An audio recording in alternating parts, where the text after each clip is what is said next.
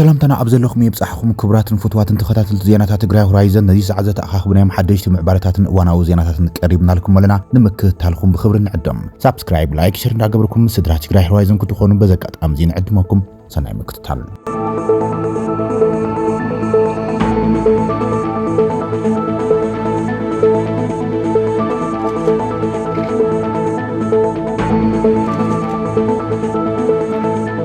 أمباسادر إنجليز أبي إثيوبيا دارن ويلش مراحة تجري داقم نابو كينات كابزقتو من قصاصات قوطبهم نبريزيدنت جنرال تادس وردس أو يعولهم إتا أمباسادر نابو كتما مغرتو قاعيز مسحدوش بريزيدنت جيزاو محدار سراخبو لك عند علامة دمام مراحة تجري مس شعبيا زقبرو ركبات كوكارزون نابو كينات كابزدفو نتفتات قوطبن نمصوا عز عالم مخانم فلفلات حبريتانا كاببيت صحفت بريزيدنت حبيرم اللهم أمباسادر إنجليز دارن ويلش نبريزيدنت تادس وردم إتي مسمنكستي إرترا زقبرو زبلم ركبات نتجري يخون نتي خبابي نابزيت عدنا حرقازو مخانم بمسارات سممعنت بريترام حتى تግራይ بسلام መንገድ ክምለሱ ክንቀሳቀሱ ከም ዘለዎም እቲ ኣምባሳደር ጸዊዕዋም ፕሬዚደንት ጀነራል ታደሰ ወረደ በወገኑ ዝተመዛበሉ ወገናት ትግራይን ካልኦት ሕቶታትን ናብ ንቡር ንክምለሱም ግዛኣታዊ ሓድነት ትግራይ ውን ንመሓስን በሰላማዊን ሰላማውን መንገድ ጥራሕ ከም ዝቃነሱ ገሊጸላም እቲ ፕሬዚደንት ምስ ኣምባሳደር ዓባይ ብሪታንያ ኣብ ኢትዮጵያ ዳርን ዌልች ኣብ ዋናው ጉዳያት መሰረት ብምግባር ኣብ ቤት ጽሕፈቱ ተዘራሪቦምሎም ፕሬዚደንት ጊዜያዊ ምሕዳር ትግራይ ጀነራል ታደሰ ወረደ ኣምባሳደር ዓባይ ብሪታንያ ኣብ ኢትዮጵያ ዳርን ዌልች ኣብ ቤት ጽሕፈቱ تقبلوا أب أفاصماس من معنات بريتوريا مسرت بمقبار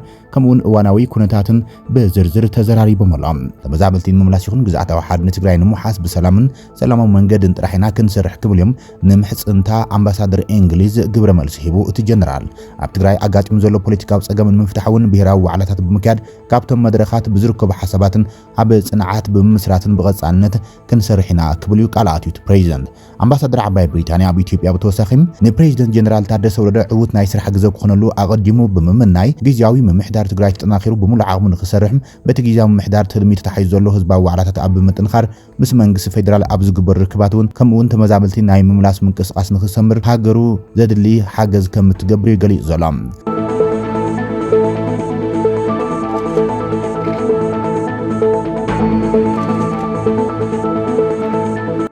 أزي كم زينون كل دما بريزيدنت جيزاو محدار تقراي جنرال تادس ورده أبي إثيوبيا حلافي يوني أوشا بول هادلي أبي كتما مغلب بيت صحفة تقبلو أزراري بولام أبي مقراب سبا حاجزن بملاست مزابلت وغنات المسرت بمقبار دما زرزر زتا أكاير مولام أتي بريزيدنت كابزوا معرابن كالوت كبابيتا تقراين بسنكي أبي تقراي سوال عقينات مزابلهم أبسران يخون ملا تقراي زركبت مزابلت وغنات ناب مربطهم نايم ملاس قدايك قدامنتك وزوحبو عمام كم زخون إغريج لهم أتي بريزيدنت بتوساخيم كميون إشا زبولو عالم لخوان تكالات زلغنت مزابلت أم حجازن أجر كتخلو عب مقبارن كحجز أو عتقريبيم مستر بول هارلاي بوغنو تجراي كأن تخرج جبر سنة محور سبع عالم مخانا بمقلاص فلاي نايت مزابلتي هلو كنتات كم زش شغله جليس علام عب تجراي بفلاي ما تمزابلت زلو ناي سبع حجز كنتات كم دمام ناب مربوطهم مستمرس بخمية كتعيشوا كم زلو من ممكر كم زمز أيو تحلف حبير زلام توساخي تحلفي يونيشا أبز عمت أبي تيب أم زهلو ناي سبع حجز دقاف زوعل $1 بليون سمد بنتخون أبز حلف عمت أبز نبر بجت دما لعل 800 مليون دولار زنكي مخاني غليصم كابزي بجت دما أب تግራይ ዝግበር ሓገዝ ናይ ቀዳምነት ይብካም ዝስራሕ ምዃኑ ሓቢሮም ኣለዉ ይብል ፍልፍል ሓበሬታ ቤት ጽሕፈት ፕሬዚደንት እዚ ከም ዝሎም ከለ ድማ ናይ መንግስቲ ህሉና ኣብ ወሃባ ግልጋሎት ስርዓት ፋይናንስን ዘለዎ ዓቕሚ ዝምዘን ምዃኑ ፕሬዚደንት ጀነራል ታደሰ ወረደ ገሊጸሎም ፕሬዚደንት ጀነራል ታደሰ ወረደ በዓል መዝእቶት ትግራይ ኣብ ዘዳሎ መድረኽ ተረኺቡ ኣብ ዝሕለፈ መልእኽቲ ካብ መላእ ትግራይ ንዝመፁ ናይ እቶት ሰሙያን ኣመራርሓን ከም ድማ ዞባ ማሕደርቲ ናይ 3 ወርሒ መምርሒ ስራሕ ሂብዎም ኣሎም ካብ ትግራይ ልዕሊ 100 ኩንታል ወርቂ ኣብ ቀረባ ግዜ ናብ ዕዳጋ ዝቐረበ እንትኸውን መንግስቲ ትግራይ ግን ካብዚ ዝረኸበ ኣታዊም የለን ይክብል እዩ እቲ ፕሬዚደንት ገሊጾም ኣዛሚዱ መሬት ብኬሚካልና ተበከለን ኣብ ህይወታውያን ከቢድ ሓደጋ ይበጽሕ ምህላው ዝገለጸ ፕሬዚደንት ጀነራል ታደሰ ወረደ መሬት ይችብቸብ ከም ዘሎ ብምሕባር ካብዚ ክርከብ ዝግባእ ኣታዊውን ኣይትረኸበን ኢሎም ዋና ስራሕና ኣብ ኣገልግሎት ፋይናንስ ምስራሕይ ዝበለ እቲ ፕሬዚደንት ኣብ ዝሓለፈ ግዜያዊ ምሕዳር ብቆንዱ ዝደኸመሉ ኣብ ኣገልግሎት ፋይናንስ ምዃኑ ኣዘኻኺሩሎ ይብል ካብ ቤት ጽሕፈት ፕሬዚደንት ዝተረኸበ ሓበሬታ ከም ዘመላኽቶም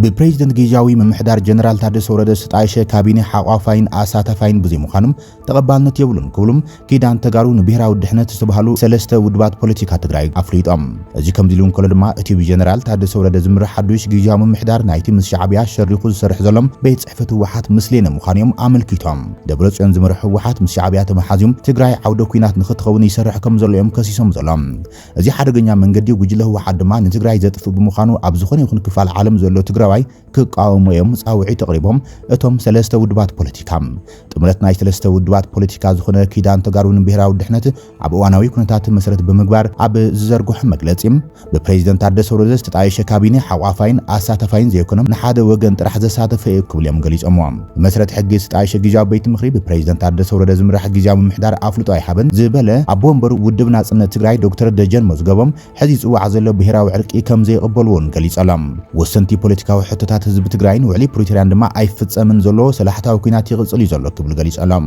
ኣብ ወንበር ውድብ ዓረና አቶ ዓምዶም ገብረስላሴ በወገኖም ቅድሚ ሕዚ ዝነበረ ኣመስራርታ ጊዜያዊ ምምሕዳር ሓቋፋይ ኣይነበረን ዝበሉ ኮይኖም ሕዚ ድማ ናይ ሓደ ጉጅለ ጥራሕ ክብል ይገሊጾም ሕድሕድ ስራሕቲ ጊዜያዊ ምምሕዳር በቲ ቤት ምክሪ ጸዲቁ ክሓልፈሎ ዝበለ አቶ ዓምዶም ነዚ ግን ሸለሊሎም ይሓልፍዎ ኣለው ኢሎም ምክትል ኣብ ወንበር ውድብ ባይቶና አቶ ዮሴፍ በርህ በወገኑ ሓዱሽ ፕሬዝደንት ጊዜያዊ ምምሕዳር ታደሰ ወረደም ቃሉን ተግባሩን ዝተፈላለዩ ክብል ገሊጽዎሎም ትግራይ ኣብ ዝተበታተነትሉም ሕቶ ህዝቢ ትግራይ ኣብ ዘይተመለሰሉም ግዛታዊ ሓድነትና ኣብ ሓደጋ ኣብ ዝወደቀሉም ተመዛበልቲ ኣብ ኬንዳ ብጥሜት ኣብ ዝሃልቁሉ ዘለዉ ኩነታት ነዚ ክስተኻኸል ዝኽእል ጊዜያዊ ምምሕዳር ሓቋፋይ ጌርካ ተጋሩ ኣኪብካም ናብ ሕዌት መንገዲ ክንድም ምኽታል ናይ ሓደ ጉጅለ መንግስቲ ተጣይሹ ዘሎ ክብል ይገሊጽዎም ብተወሳኺ ድማ ሃፍቲ ናይ ምቁፅጻር ክያድ እዩ ዝኽየድ ዘሎ ክብል እውን ጠቒሶሎም ህወሓት ሻዕብያ ዝገንሖ ዘሎ ብምዃኖም እቲ ብህወሓት ዝጣይሽ ጊዜያዊ ምምሕዳር ዝመርሕ ዘሎ ቅቡልነት ዘይብሉ ካቢኔ ዘጣይሸ ፕሬዝደንት ጀነራል ታደሰ ወረደም መሳርሒ ሻዕብያ ካብ ምዃን ናጻ ዝገብር ስጉምቲም ክወስድ እዮም ጻውዒ ተቕሪቦም ዘሎም ሻዕብያ ናይ ትግራይ ረብሓ ዘይገድሶ ጥራሕ ዘይኮነስ ኣብ ልዕሊ ህዝቢ ትግራይ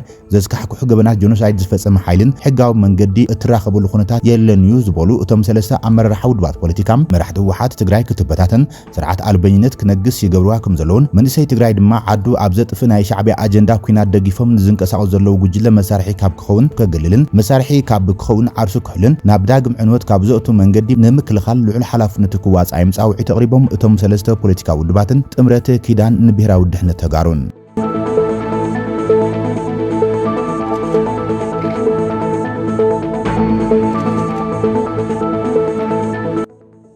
ኣብ ትግራይ ናይ ከተማ ሸፋቱ መራሕቲኦም ዘለዉ ክብል ነበር ፕሬዝደንት ትግራይ አቶ ጌታቸው ረዳ ከሲሱም ኣብ ልዕሊ ሰፈለያ ሓሳብ ተጋሩ ዝገብርዎ ዘለዉ ግፍዕታት ድማ ኮኒነሎም ነበር ፕሬዝደንት ትግራይ አቶ ጌታቸው ረዳ ምስ ምእሰር ሓላፊ ትራንስፖርት ትግራይ አቶ ታደለ መንግስቱ መሰረት ብምግባር ሓሳቡ ኣካፊሎም ታደለ መንግስቱ ተኣሲሩ ዝብል ዜና ፍትሃ ብሔር ወይ ገበን ብዝብል ኣካደሚያዊ ሞገት ንምብርህራ ምፍታን ኣብ ትግራይ ዝነበረን ዘሎን ማሕበራዊ ሽግር ዝፈጠረ ሓይሊም ኣንጻሩ ዝተሰለፉ ዝመስልዎ ወገናት ንምምርካኽ ዝኸደሉ ርሕቀት ዘይምርዳእ ጥራሕ ክብል ገሊጾሎም ኣብ ኢድ ሸፋቱ ዘላ መኪና እታ ኣብ ኢድ ፈትለ ዘላ ጥራሕ ዝመስሎም እንተሎ ጌጋ እዩ ዝበለ አቶ ጌታቸው ረዳም ዳርጋ ኩሉ ኣመራርሓ ውድብ ዝብል ኩሉ ናይ ውልቀስ ይኹን ናይ ገበርቲ ሰናያት መኪናም ሒዙ ኣብ ከተማታት ዝሸፈተ ኢልዎሎም ፖሊስ ደው ከብል ኣብ ዝፈተነሉም እተን መኻይን ናብ ሓውልቲ ሰማዕታት እየን ዝዕቁባ ዘለዋ ዝበለ አቶ ጌታቸው ጎንፂ ንክልዓል እዩ ታደለ ኣብዝታት ዝገጥሞም ተደጋጋሚ ፈተነታት እውን ኣነ ይፈልጦ እየ ክብል ገሊጾሎም ታደለ ጅግና ጥራሕ እዩ ዘይኮነስ ኣብ ካቢኔ ጊዜያዊ ምምሕዳር ካብ ዘለዉ ኣባላት ብንእሽተይ ሃፍቲ ኣድማዕ ስራሕ ካብ ዝሰርሑ ውሕዳት ሰባት ሓደ እዩ ነይሩ ዝበለ አቶ ጌታቸው ረዳም መኪና ካብ ርእሰ ሸፋቱ ፈትለ ወርቅ ኣይሕደካን ብዝብል 6 ወርሕም ምፍራድ ናይ ዳይነት ነጻነት መግለጽ ጌርካ ምውሳድ ዕሽነት እዩ ክብል ገሊጽዎሎም ኣብያተ ፍርዲ ናጻ ክኾኑ ይግባእ ማለትን ናጻ ኮይኖም ይውስን እዮም ምባልን ዝተፈላለዩ ነገራት እዮም ዝበለ አቶ ጌታቸው ብዘጋጣሚ አንጻር ፕሬዝደንት ምክትሉን ቅትለት ንምፍጻም ኣብ ምድላው ዝተሓዙ ተጠርጠርቲም ኣብ ሳልሳይ መዓልቲ ክስን ክቋረጽ መነመን ኣብ ቤት ፍርዲ ጽዑንቶ ከም ዝገብሩም እንፈልጥ ስለዘለናም ኣብዚ ጉዳይ ዝውን እተን ኣዳው ኣይህልዋን ኣይበሃልን እዩ ክብል ገሊጾም ዝኾነ ይኹን ዝመስል ምኽንያት ፈጢርኩም ፍትሕዎ ንታደለ ክብሉ ጸዊዑ አቶ ጌታቸው ረዳ ኣማስዩ ዝረኸብናዮ ሓበሬታ ከም ዘመላኽቶም አቶ ታደለ መንግስቱ ሓላፊ ቢሮ ትራንስፖርት ትግራይ ኣማስዩ ካብቲ ተኣሲሩሉ ዝተባሃለ ቤት ማእሰር ተለቂቁም ገዝኡ ከም ዝኣተወ ተሓቢሮሎም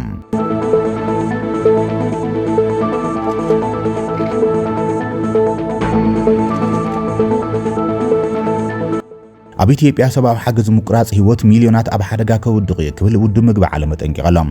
ኤጀንሲ ውድብ ሕብራት ሃገራት ኣብ ኢትዮጵያ ብሕጽረት ዝተማጠነ ምግቢ ኣብ ጸገም ዝነብሩ ህጻናትን ኣዴታትን ብስንኪ ሕጽረት ሓገዝ ኣገልግሎት መሃብ ጠጠው ከም ዘብል ሓቢሮሎም ፕሮግራም ምግቢ ዓለም ኣብ ኢትዮጵያ ን650,000 ህጻናትን ኣዴታትን ከቕርቦ ዝነበረ ህይወት ኣድሕን ሓገዝ ከም ዘቋረፀን ኣብቲ ዝቕፅል ሰሙን ለገስ ሃገራትን ትካላትን ብዝግባእ እንተዘይለጊሰን 3.6 ሚልዮን ህዝቢ ንጸገም ከም ዝቃልዓውን እቲ ትካል ጠንቂቖላ። ዳይሬክተር ፕሮግራም ምግቢ ዓለም ጨንፈር ኢትዮጵያ ዝላታን ሜሊሲች ከም ዝገለጽዎ እንተኾይኖም ዘሎ ጭቡጥ ኩነት ንሓደጋ ዘቃልዕ ከም ዝኾነም ፕሮግራም ምግቢ ዓለም ድማ ሓገዝ እንተዘይተገይሩሎም ዘለዎ ኣማራጺ ህጻናትን ኣዴታትን ክህቦ ንዝጸንሕ ሓገዝ ህይወት ኣድሕን ምቁራጽ ኢሎም። ኢትዮጵያ ንሕጽረት ምግቢ ዝተቃልዐት ሃገር ምዃና ዝገለጸ እቲ ሓላፊ ዛጊድ 10 ሚልዮን ህዝቢ እኳ ንሓደጋ ጥሜት ሕጽረት ሰማጥን ምግብን ተሳጥሑ ከም ዝርከብ ገሊጸሎም። ኣብ ኢትዮጵያ ይኹን ኣብ ዝተረፈ ሃገራት ምብራቕ ኣፍሪቃ ዘሎ ሕጽረት ምግቢ ብምምሕዳር ዶናልድ ትራምፕ ዝተወሰደ ስጉምቲ ምንክሕ ሓገዝ ከም ዘጋድዱ ድማ ኣመልኪቶሎም። ፕሮግራም ምግቢ ዓለም ኣብ ኢትዮጵያ ካብ መያይዛ ክሳብ እቲ ዝቕጽል ወርሒ መስከረም 2025 ዝኸውን ሕጽረት በጀት $222 ሚልዮን ከም ዘጋጥሞ የፍሊጡ ዘሎም። ሕዝውን ትካላትን ሃገራትን ዓለም ነቲ ትካል ዝገብሮ ሓገዝ ተዘይጠናኺሮኖም እቲ ብከቢድ ቁጠባውን ማሕበራውን ኩነታት ዝተሃሰየ ብሚልዮን ዝቑጸር ህዝቢ ኢትዮጵያ ኣብ ሓደጋ ክወድቕ እዩ ክብል ኣጠንቂቑ ዘሎም።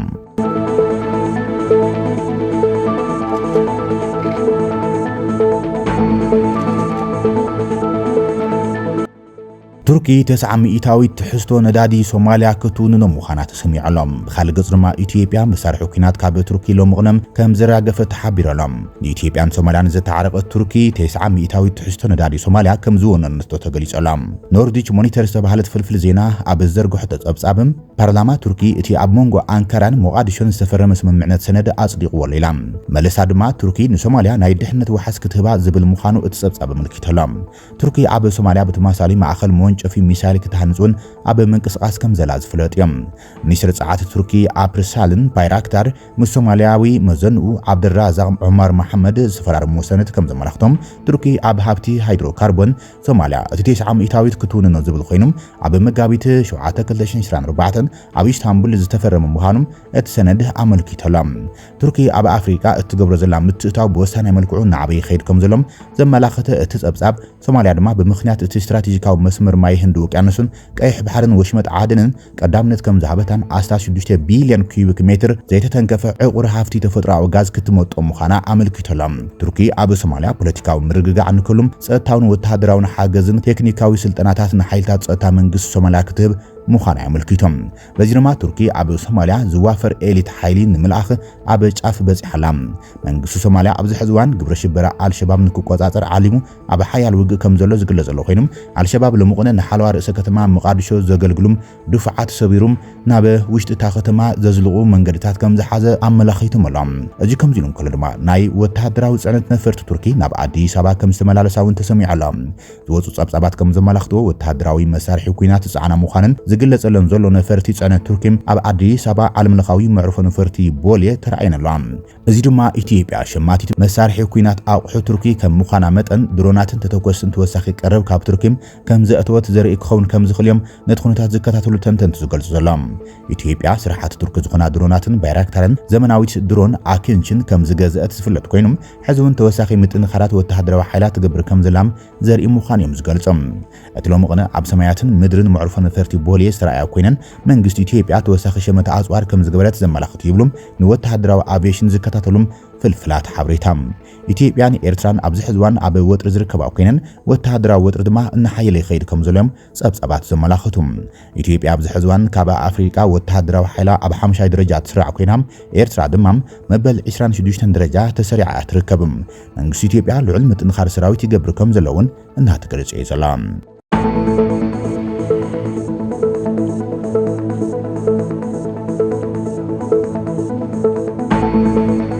ክብራትን ፍትዋትን ተኸታተልቲ ዜናታት ትግራይ ሆራይዘን ነዚ ሰዓት ዘተኣኻኽብናይ መሓደሽቲ ምዕባላታትን እዋናዊ ዜናታትን ዛዚምና ንሰናይ ምክትታልኩም ነመስግን። ሰላም።